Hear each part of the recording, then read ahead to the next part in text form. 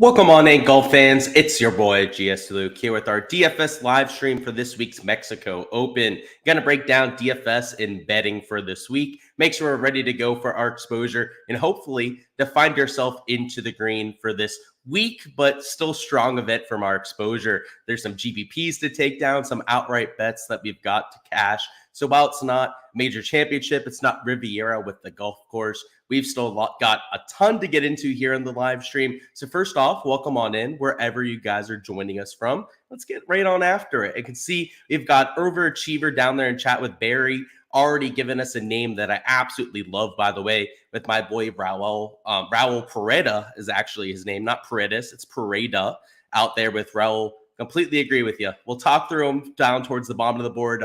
He's a hometown kid too, right? From Mexico himself. A lot of sleepers that we're going to be talking about on a week like this. So we'll talk about the strategy aspect. We'll go through the golf course, the weather at the beginning, and then towards the middle to end of the live stream, going to be talking a lot about guys like Raul Pereda. What's going on, Grant, out there in the, I guess, the mood out there with Mexico? Says Vamos El Luke. Let's get right on after it. Hopefully you're having a solid day yourself, Brant. And speaking of, are you going to go to the Heritage this year, Brant? Am I going to see you there again? It was great seeing you out there last year.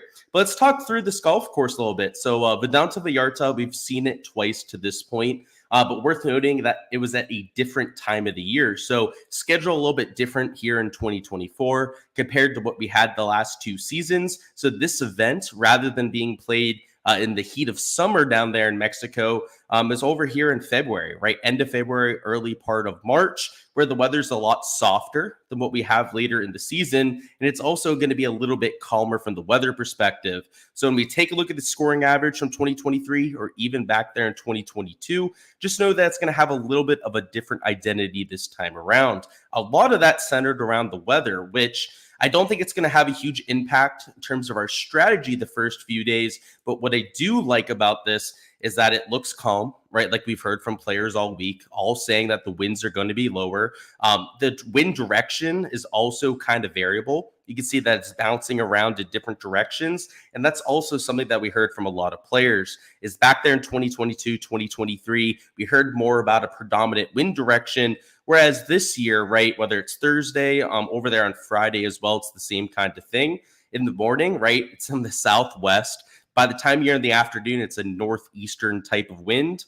It doesn't look like it's going to be a huge factor this week, right? There's not that huge predominant wind direction that you had back there in the summer hours. It's also going to play a lot softer. We've had a few players already say that it's playing a lot more receptive here in 2024. So I would expect to see the scoring average maybe improve a little bit from what we saw in the first two versions of this. But in terms of how the course is playing, we're not going to have a good idea for how it's going to change, right? I think a softer golf course is always going to play a little bit longer. It's probably going to be a little bit easier, right? Because the greens are going to be softer and easier to hit. But it could make the off the tee and the golf course in general a little bit more of a bomber's paradise, right? With less firm and fast fairways, you're going to have a better job, better chance at holding your fairways, but you're also not going to get near as much run out. So we'll have to see if it plays any differently here in 2024, right, compared to the last few seasons. But over the weekend last year, and was a little bit more receptive on Saturday and Sunday in 2023, right? It played significantly easier than the first 2 days. Now, part of that's because of the talent gap of the field, right? Having a cut line, right? Getting rid of some of those outlier performances, but it got a whole stroke easier under the slightly better conditions on that weekend. Go back to 2022, you'll see the scoring averages are a little bit more consistent that time around. They do improve over the weekend, likely because of that cut line happening. But I think that the scoring averages of about one, maybe even a stroke and a half under par are probably what we're going to see for all four rounds. If it's going to play softer, if we're going to have those low wins, these guys are going to tear this place apart, right? I mean, Tony Finau got the 24 under par back there in 2022. It was only 17 under par that won. I think you're going to at least see that kind of scoring, right? I think a winning score closer to the 24 under par winner like we had there in 2023 is probably what we can expect. You've got perfect scoring conditions out there. A resort style golf course that's really only defense is going to be that afternoon wind. And it doesn't look like we're going to have any of that, at least early in the week, over there on a Thursday and a Friday. So from the strategy perspective, I don't see a huge advantage, right? They're trying to take one wave over the other. If you're taking the early guys out tomorrow, I do think they're going to be playing a slightly easier golf course. But then that also means, right, that they're the late wave out there on Friday. And it's not the best weather forecast, right? We don't have the HRRR model, which we're normally looking at for these spreadsheets, but it's pretty much a carbon copy no matter what day we're looking at, right? Slightly higher winds in the afternoon than what we have in the morning waves. You're going to have more receptive conditions pretty much every single morning. I would imagine that the early tee times see about a half a stroke advantage for all 4 days. So when that comes to like a 4-round contest, right, when we're trying to play, a full event DFS over the first 2 days, or trying to find an advantage, that's not going to help us, right? When we have the same weather, right, out there for Thursday and for Friday, there's not really going to be a huge advantage to be had. So if you wanted to stack anything, I think you could randomly stack either wave and just kind of hope that something pops up out of nowhere. But outside of doing that for your main slate stuff, I don't see a whole lot of utility of looking at the weather. Let's go over to DFS, talk through some of the game theory side of thing, and talk some strategy for this week, which honestly, right, without the huge weather edge to work with, this is going to be where we're grinding out a lot of that ROI. This is where we're going to be going out there and actually getting a little bit of a leg up over our opponents, is not so much with, again, trying to target a specific subset of players. It is going to be all about this ownership tab. So we're going to be talking a whole lot about game theory for the next 10, maybe 15 minutes or so here while we go through DFS. But it is definitely a week to kind of lean into that. Damn, I didn't fill up my water before we got on here. We'll make it through. Heck yeah, you plan to be there? Okay, I'll see you there then, Brant. I'm thinking I'm going to go as well. It's elevated again, so why not make the trip, right? Mark says the leaderboard projections on Underdog are interesting. We'll have to take a look later on. What's going on, Samuel? Welcome on into the live stream. You said AM waves are the truth. Yeah, definitely for Showdown, right? Showdown, I think you'll get that half a stroke advantage. For the main slate, I think it's pretty close to a 50-50, no matter which way you want to stack it. But in terms of what I'm doing for DFS this week, it is real simple, guys. We have a weak field. We're going to be paying a lot more for players up top than what we're used to. So if anyone's going to be chalk, and I mean anybody, that is Tony Finau included, is going to be owned a lot more than everyone else, I'm fading them this week. It is simple. I am just taking an approach against all the people out there. Because first off, at a major championship, I mean, even at like a marquee event like the Genesis, Pebble Beach, right, which we've seen 4 or 5 decades out here in the PGA Tour, and we have a lot of data from. If we have a hard time predicting who wins that event, right, when we've got the Spieths playing, all the world's top-end players, who the hell thinks they know what the hell is going to happen this week, right?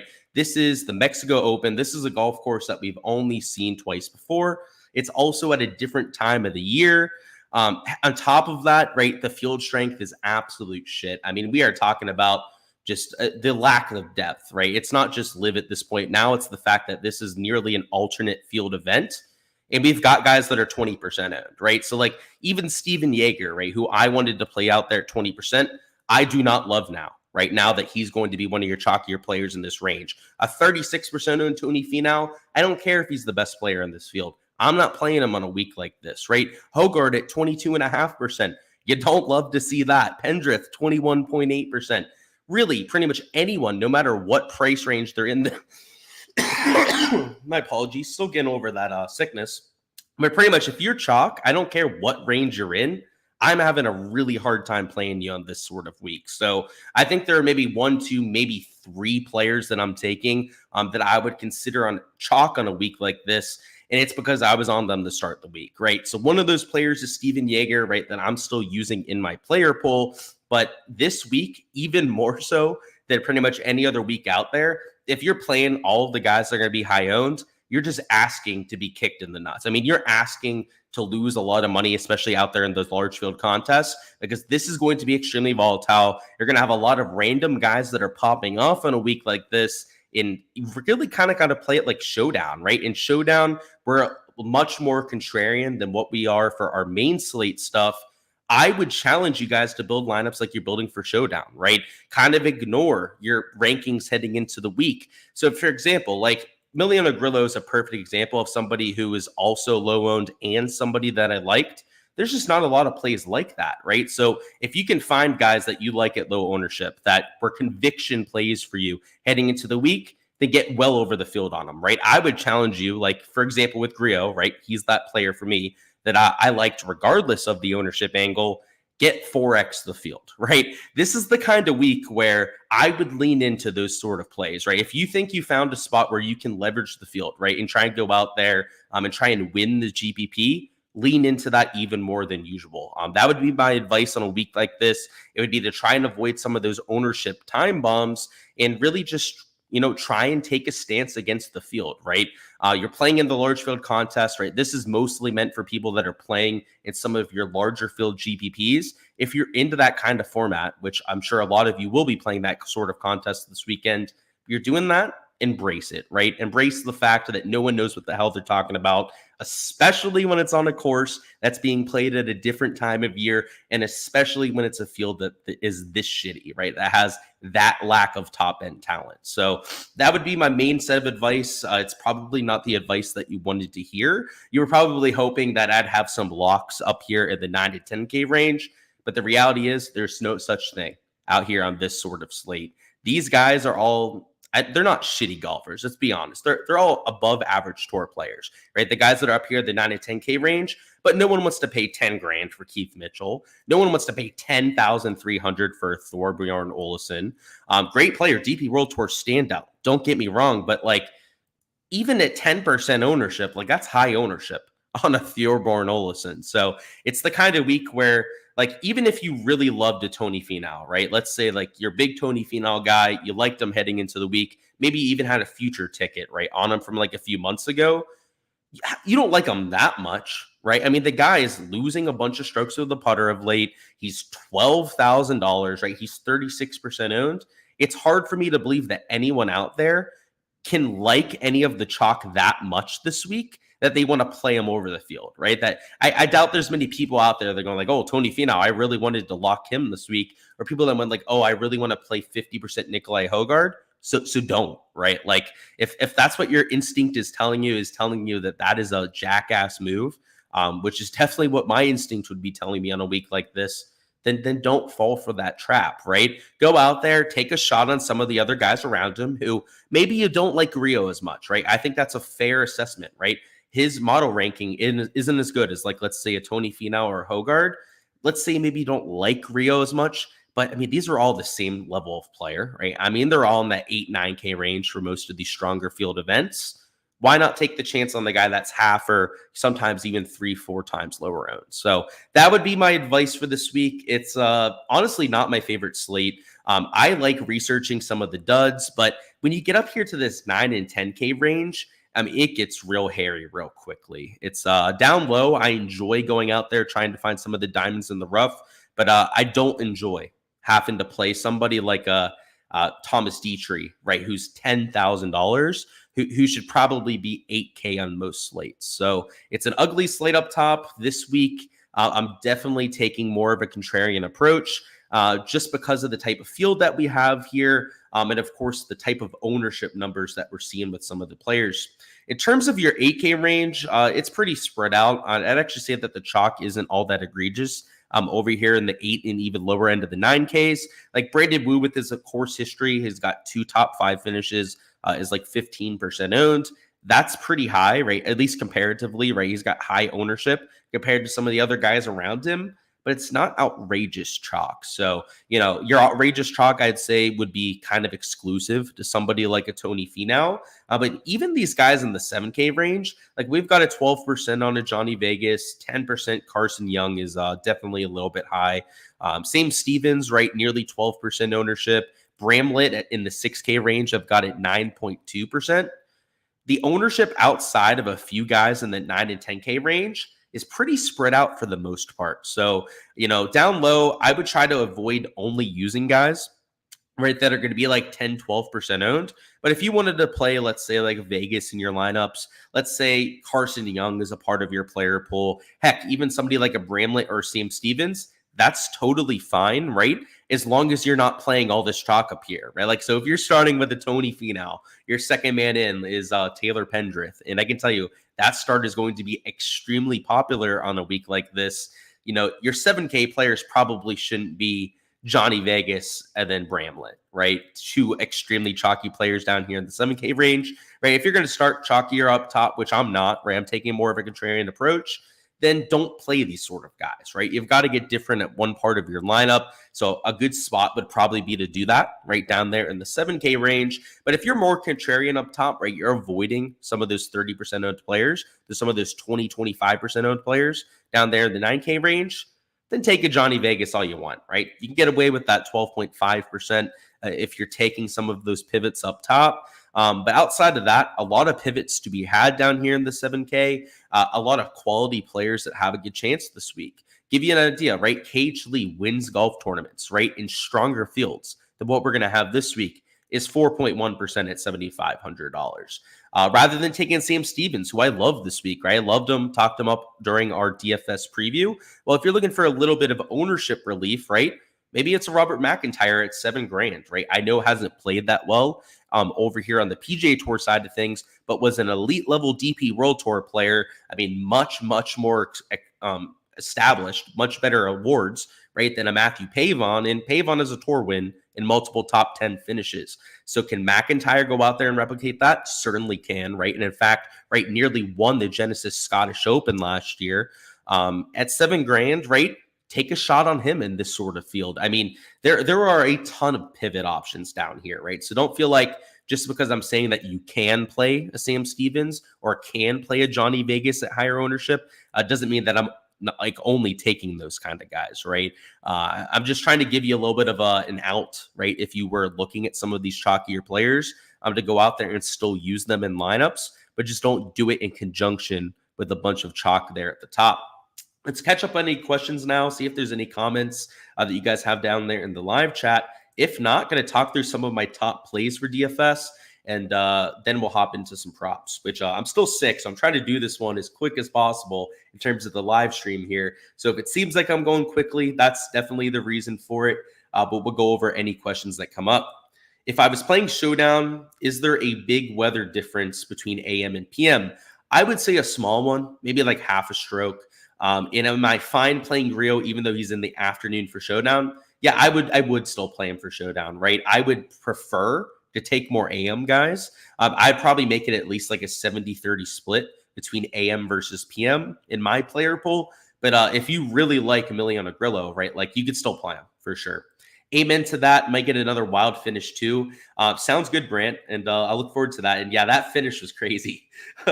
Brant is one of the few people that has seen me in a state that I don't know I'd like to see a lot of people in, which is sweating a Jordan Spieth outright in a bunch of DFS while he's in a playoff and I'm there in person. It was the perfect combination of plenty of alcohol flowing, a lot of money on the line, and me sweating my best player, my favorite player, I should say, which was probably quite humorous to watch, to be frank. Any love for Toasty, Smalley, or Novak? It's crazy you say that, TH. I'm playing all three. So I like the way that you're thinking with those three players. I don't have much to say other than I agree. My reasoning for the three is they're all high upside approach players, right? All gain a bunch with the approach play when they're playing well. Toasty, we know that he's got a lot of hype behind him, so totally fine with that. Smalley has always been a striper on the PGA Tour. Novak, he played pretty well a few weeks ago, but before that had been a little bit shaky. But he's always been a popper on the PGA Tour, right? Somebody who, when he makes cuts, a lot of times of finishing top 20, I love it. Yeah, he's getting that super squeeze. Yeah, that's what it looks like. When I was doing my DFS preview, I thought he'd be like 15%. And then I ran ownership and he was at 10%. And I just a big old smile went over my face. I was like, oh, we'll take that, right? JJ Spawn with a big price for each way. I could see it. It's the week for it, right? This is the kind of golf tournament that he might just spike a win at. JJ Spawn isn't going to win many tour events, but he could definitely win this week. The real question is how much of ball strikers are they going to be? For Showdown, I don't know what you're referring to, but yeah, I love myself some ball strikers. I'm a slut for them, that's for sure. Smash that like button, that's for sure. What's going on, Dave? Says you're going with Olesen and one and done and you have outrights on him, Mav, and Rio. Are you crazy? No, you're not, right? It's a week to be different. You said it best yourself, right? You've got to be different in one and done. Hence, you're going with Olesen. Totally fine with it. Speaking of my outrights, we haven't mentioned them yet. We'll go through it. I promised we would during the DFS preview. It is so ugly. It's when you see my outright card, you're going to feel a lot less crazy. Let's put it that way. What's going on, Antonio? Primo says, any thoughts on Hayden Springer?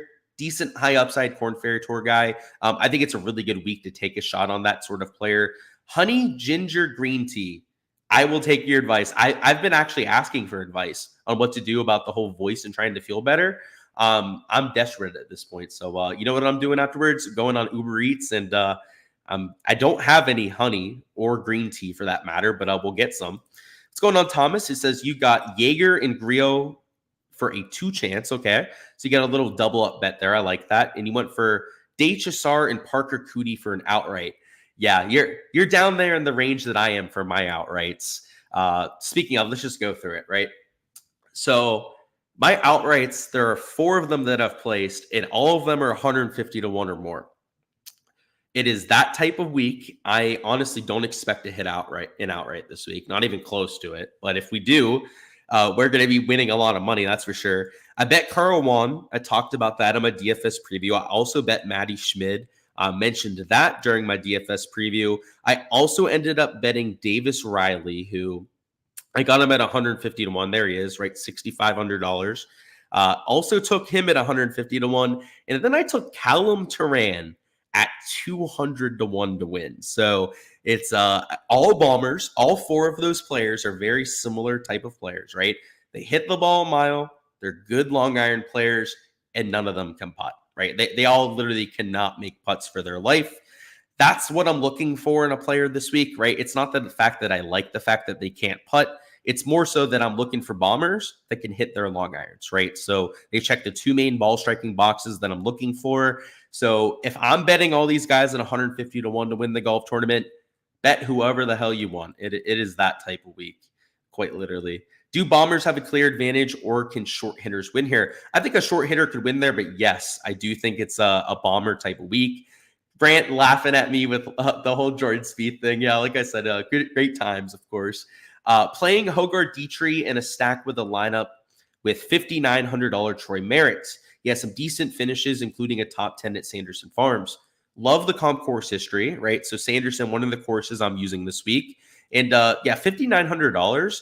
It's actually quite a few guys down here you could play, right? I mean, obviously, Callum Turan, if I bet him outright, I would play him in DFS, right, at $5,600. But I think that makes sense, right? $5,900.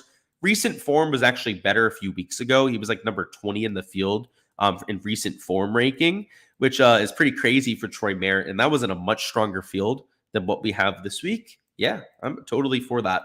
Thoughts on Gim? Playing a lot better of late. I think he's a decent play. Probably not my favorite, but you know, what is his price tag? He's like $8,000 on a week like this, $8,800, 10% owned. He's an average play. Like if he was cheaper and he was lower owned, he'd be one of my favorite plays on the slate. But he's in the 8K range, which is it's pretty expensive, right, for Doug Gim, and he's also still 10% owned, which is like okay. I mean, that's substantial ownership, right? It's not like he's 4%. And like $6,900. Yeah, those are the outrights. It was those 4. And honestly, you got a question about Turan there too. So it's good. I'm hitting on these at the right time here. I bet all those scrubs to win, which they're probably not winning. Let's be honest. I'm pretty much lighting my money on fire with those outrights, and I'm totally fine with that.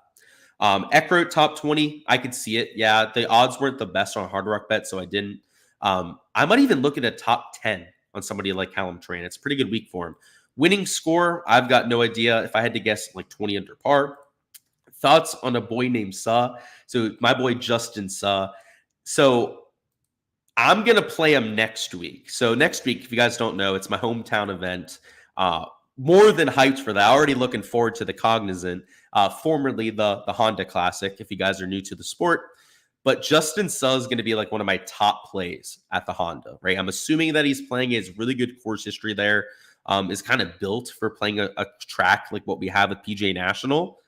With my luck, he probably goes off this week, right? I'm waiting to use him there for next week. So please play him this week because with my luck, I'll be a week late on him based on my results. With him specifically, I haven't done very good with Justin Saw. So I would play him this week just for that. Any thoughts on Campillo for top 20 at plus 500? I don't know enough about Campillo to give you a true opinion there. I know he's a DP World Tour player. I know he's been playing decently of late, but I haven't seen enough of him himself. Have I tried the Ric Flair energy drink? Recommend it? I have not. No, I'm not a big energy drink guy, but I might need some, especially for these live streams when they're late like this. What do I think about chalk and single entry? Can I play some chalk? For sure. That's usually my stance on playing chalk in those sort of contests and those sort of lineups, is that you could take maybe 1-2 extra pieces of chalk, but I wouldn't go crazy with it. Dieter will either boat race this tournament or miss the cut. Agreed with that. I actually think he's got some good upside for DFS, so maybe better for that sort of format. How much of a sleeper is Jake Knapp? Well, he's got Knapp in his name, right? So probably used to taking a little bit of a slumber in the afternoon. But yeah, Jake Knapp, I don't know if he's a huge sleeper. I do think he's going to get some attention. Yikes. I've got him at like 11.6% ownership. So I don't think he's a huge sleeper play, but it's definitely not chalk. That's for sure.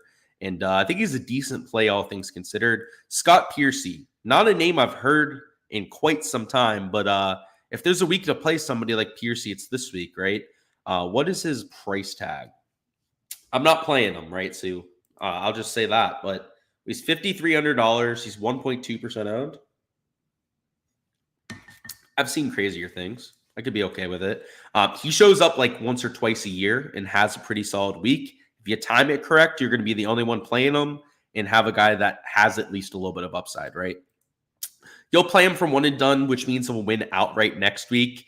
Yeah, hey, one of us will get good exposure to it at least, though, right? So either he'll have the big week this week or next week, and one of us gets it.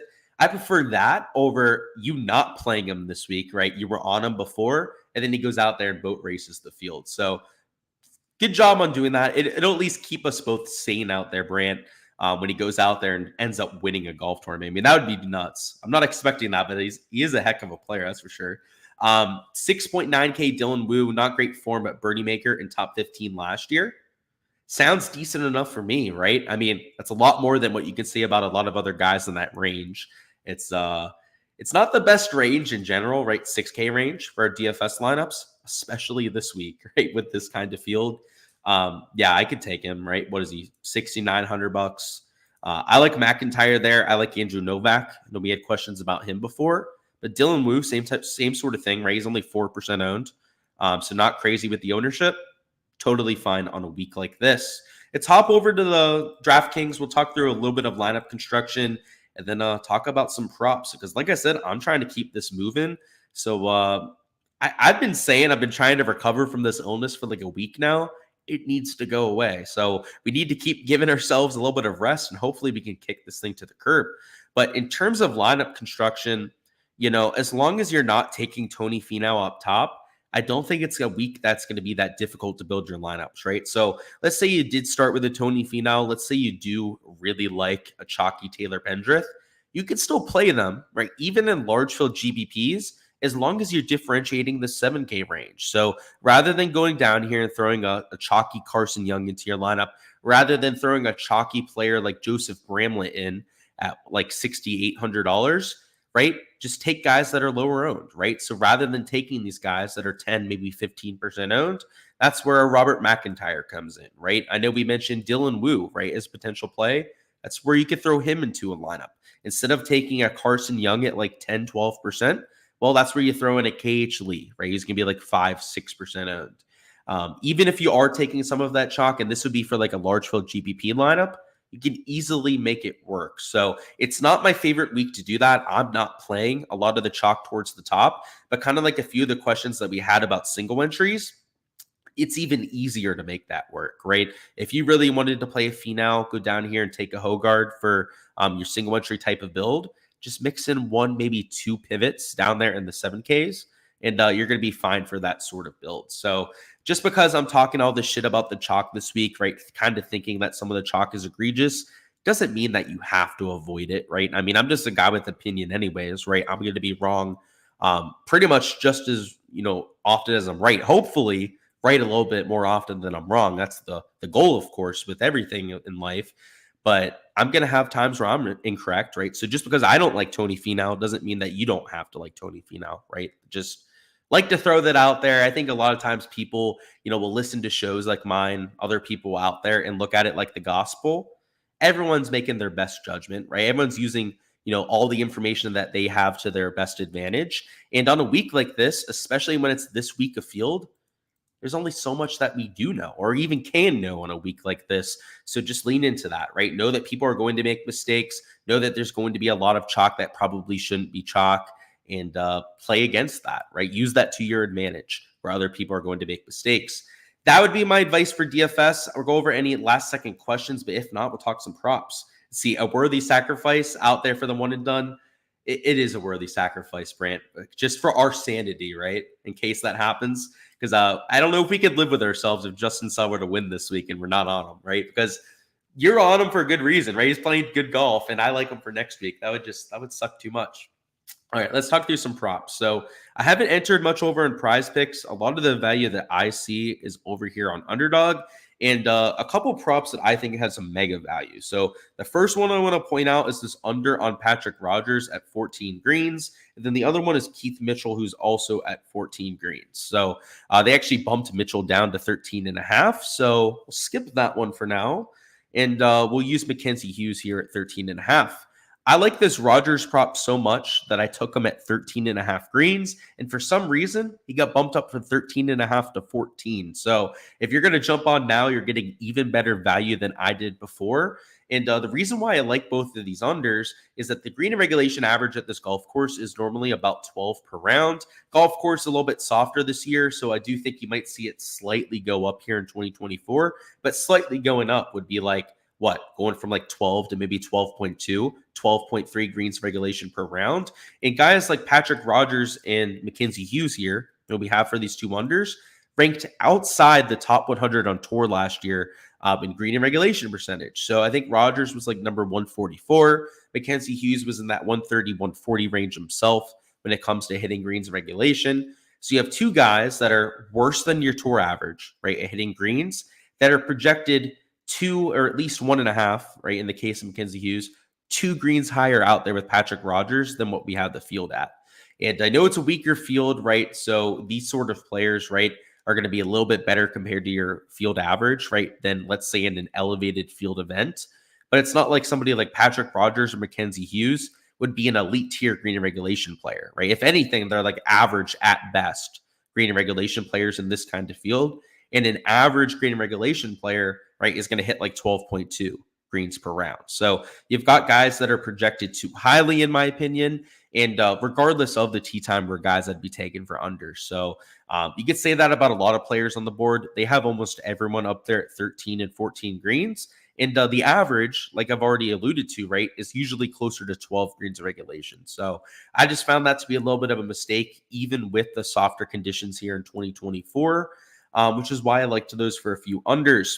There's a few other props we could take here in Underdog. Those, of course, are posted over there on the Patreon page. But for the sake of the live stream, and I don't have anything in on Prize Picks yet, we're going to enter something here for Prize Picks. So I wanted to add some exposure just for the people playing on Prize Picks over there on my Patreon page.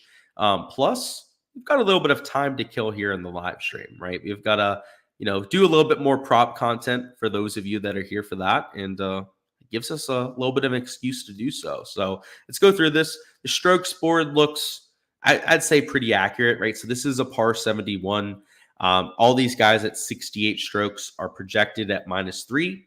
Go over here to birdies or better. Usually the average is about 4 per round.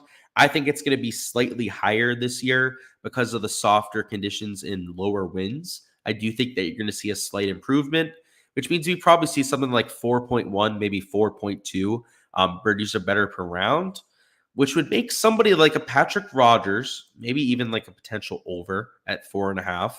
But let's see who else we can work with. So we've got Rogers at 4.5. EVR is an extremely high birdie percentage player. So he immediately catches my eye at that sort of projection. I mean, Aaron Rye is not known as a good birdie maker, but in this kind of field, would certainly at least be a top half birdie maker. So let's throw EVR into here for now. I do like that at 4.5. Main reason for that, let me bring up the PGA Tour site. His birdie or better percentage, it's not like skyrocket. It's not through the roof. Or you're not talking about a guy who's elite for the PGA Tour at making birdies, but in this kind of field he is. So let's go over here to scoring. Bring up birdie percentage from last season is what we'll look at here. So let that load, switch it to last season, and then find Royan on here. Oh, there's 2 O's in Royan, of course. So let's do that. He was number 27 on the PGA Tour in birdie or better percentage. So I know why I said that he wasn't like elite at making birdies on PGA Tour. Well, I lied. That is elite, right? Top 30 on any metric, regardless of what it is on the PGA Tour, is elite level stuff, right? So you've got the number 27 birdie maker on tour, who in this field, I'm pretty sure he's at least like top 5. So let's see who else is even in this field. Hogarth's in the field. We know that. Is that it? Is Tony Finau even up there? Did he have a higher birdie percentage? Look at that. So he's pretty much got the same birdie or better percentage as Tony Finau from last year, right? And they have Tony Finau on Prize Picks at 5.5 birdies and EVR down here at 4.5. So now obviously you can't use the stats as like your end all be all, right? Tony Finau is your returning champion, for goodness sake, out here at this golf tournament, but it does show you some of that line value that's out there. So we'll throw EVR into there. Is EVR on Underdog? I don't even know if he's on the board. Is he? He is, but he's at 5 birdies. I was going to say maybe we could throw him in over there at 4.5, but they do have a bump to 5. So let's find something to pair good old EVR up with. They did add these whole 10 through 12 shots. They also added holes 1, 2, and 3 shots, which, God, I don't know if there's an advantage there. I guess we can look at the leaderboard, try and figure this out. So holes 1 through 3 is par 12. On the back 9, it's also a par 12 because you have the par 3 and par 5 mixed in. Let's look at the scoring averages, shall we? So let's go back to 2023. So if we look at holes 1 through 3, that played about 0.12 under. So it pretty much played like even par. And then holes 10 through 12 actually played over par. So if we were going to do anything, right, these holes 10 through 12, right, we're playing over par. They have these guys projected 0.5 under, right? It'd be an over, if anything, on those guys. And then the holes 1 through 3 were what? They played like 0.1 strokes under par, or 0.12, I should say, strokes under par. Not a huge advantage. Yeah, so we probably stay away from these like 3-hole prop categories. Those don't look like they would be a huge advantage whatsoever, right? Again, if anything, I think you'd take a more on one of these two, just because it's averaging over par, right? And they have them projected under, which feels like a slight mistake, right? Like, I know a lot of people look at like 10 through 12 here and probably go like, oh, how could that be that difficult? Well, it's because hole 10 plays 0.38 over par. Day 2, it played 0.47 over par, 0.44 over par there in day 3. Day 4 played a whole 0.38 over. I mean, I know there's a par 5 in there. That's playing under par. I mean, look at this, right? 0.26 under. What did it play? 0.19, 0.33. It's never easier than the par, than hole 10 is hard, right? Hole 10 is about half a stroke over par every single day. This hole number 12 is a long-ass par 5. Yeah, I think I'm convincing myself here to play one of these 2 overs. If I was going to take one, right, it would be Hogarth for the over, not Tony Finau. This might be the slip. Essentially, what we're going to have to hope happens here with Nikolai Hogarth, right, is obviously him making a bogey on 10 would give us a really good chance to hit this kind of prop. But even if you were to make a par there, I would essentially just be anti-sweating a birdie at hole number 12. And on the easiest day last year, it played to a 0.34 birdie rate. Sorry, I should say 34% birdie rate, right? Out there in round 2.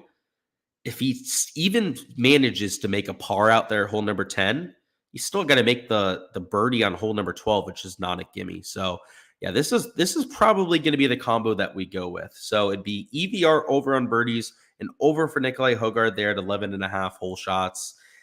It's not that I hate Højgaard for this event, right? I think Højgaard's probably your second best player in this field. It's just how damn difficult hole number 10 is, right? I mean, look at this. It played 0.44 over, right? 0.47 shots over par over there in round 2.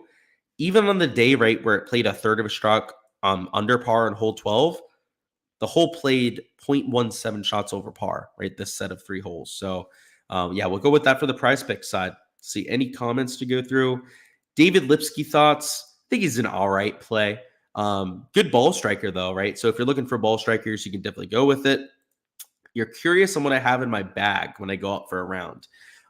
Good question. So do you mean like gear along with my clubs, or do you just mean my clubs? Like what's in the bag, right? What clubs am I playing? If you mean what clubs am I playing, it's a little bit of a mixed bag. I have a Mizuno driver. I play P790 irons, and my wedges are a mixed bag. I have some Vokey wedges. I also have a few Callaway wedges that I play. So if you're asking from that angle, I'm like a mutt. I've got every different manufacturer that you can think of. If you're talking about things I bring with me when I play golf, always have extra golf balls, always have extra gloves, all that kind of fun stuff. A speaker's a must. I always bring at least a few drinks with me. Sometimes that'll be Gatorades, water. Sometimes that'll be a few brewskis out there. But kind of depends on what you're asking for. I'm assuming you're meaning the golf clubs that I'm using. If you mean the stuff that I'm bringing with me, it's mostly just extra gear than some stuff to hydrate with. But that's all I've got for this live stream, guys. We're going to go ahead and call it off there. Appreciate all the support here as per usual, though. Best of luck with all of the different types of exposure you're getting to, whether you're playing props, DFS, outrights. You guys know the deal at this point. Go out there, make your boy proud. We will be doing live streams out there for Showdown, so keep an eye out for those. Some sort of an announcement will be out on my Discord for those. Also over there on the Twitter, I'll go ahead and post when we're going live. But likely at nighttime, I would imagine something around like 8:30 p.m., maybe 9 p.m. Eastern time. I'm going live for rounds 2 through 4. But check out all of those. Smash the like button on the way out of here and subscribe so don't miss any of that content in the future. I'm super stoked for the Florida swing, of course, this week, right? One last event before we head to Florida for 3 or 4 weeks. Going to be a lot of golf in person, going to be a lot of boots from the ground action there. Still going to be doing live streams, right, for all of our Showdown stuff. But definitely could be a lot more busy for that month. So it's a busy month. It's my favorite month of the year, being able to watch all that golf in person. And if you can't tell, I'm already excited for it. So looking forward to that. Subscribe so don't miss any of that content when it drops. And let's have ourselves a week.